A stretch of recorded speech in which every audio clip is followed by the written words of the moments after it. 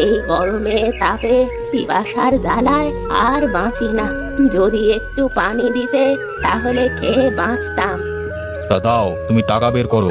যদি 2 টাকা দিতে পারো তাহলে পানি দেবো, না হলে না, ঠিক আছে?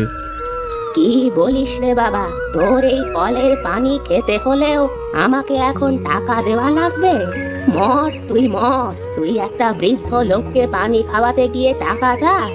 হে ভগবান, তুমি এদেরকে এই পানিতে ডুবিয়েই মারো, যাতে এরা পানির মর্ম বুঝতে পারে। तो रुको जरा, सबर करो। बोला धक्का मुक्की नहीं करने का, आराम से लेने का। हाँ এই গিন্নি, ওঠো ওঠো। এই দেখো বৃষ্টিতে কি হয়েছে, পানিতে বারান্দা পর্যন্ত ডুবে গেছে। তাই তো, এবার আমাদের কি হবে? এই গ্রামে সবচেয়ে নিচু বাড়ি আমাদের। গ্রামে যদি বন্যা হয় তাহলে তো সবার প্রথমে আমাদের বাড়ি ডুববে। রাম রাম রাম রাম, তার মানে ওই বুড়ির বদদোয়া লেগে গেছে আমাদের। বুড়ির বদদোয়া মানে? কাল এক বুড়ি এসেছিল পানি খেতে, টাকা না থাকায় আমি তাকে পানি খেতে দিইনি। তার জন্য যাওয়ার পথে আমার জন্য বদদোয়া করে যায়। আমার তো এখন মনে হচ্ছে ওই বুড়ির জন্যই আমাদের এই দশা হচ্ছে। प्यारी समझ गई। खत्म।